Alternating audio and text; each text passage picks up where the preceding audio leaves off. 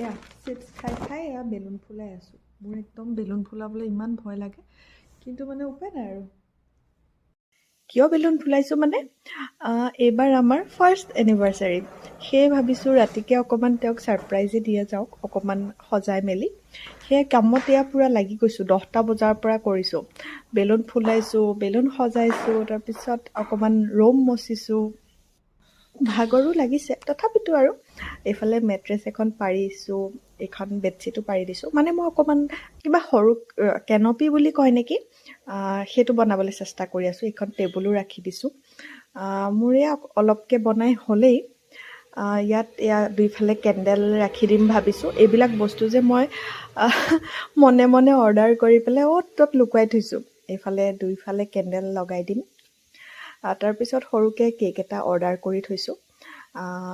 তেওঁ একেবাৰে অহাই নাই, 12টাত আহিম বুলি ৰখি আছে নে কি নাজানো। আৰু এইফালে ময়ো শাৰী এখন পিন্ধি ল'লোঁ চিম্পলকৈ, আৰু অহাৰ পাতটোত দুই চাইডে কেণ্ডেল লগাই দিছোঁ। খাবলৈ এয়া পিজ্জা এটা ৰাখিছোঁ, পকৰা চকৰা কিবা কিবি ৰাখিছোঁ, আৰু এইফালে কেণ্ডেল লগাই দিলোঁ, লাইটো অফ কৰি দিলোঁ। আৰু তেওঁ একেবাৰে 11:57 মানতে আহিছে দেই। মই বোলো অকণমান ৰ'বা বুলি কৈ পেলাই বাথৰুমত আছোঁ, অকণমান ৰ'বা বুলি কৈ ইয়াত দৌৰি গৈছোঁ তেওঁক আনিবলৈ।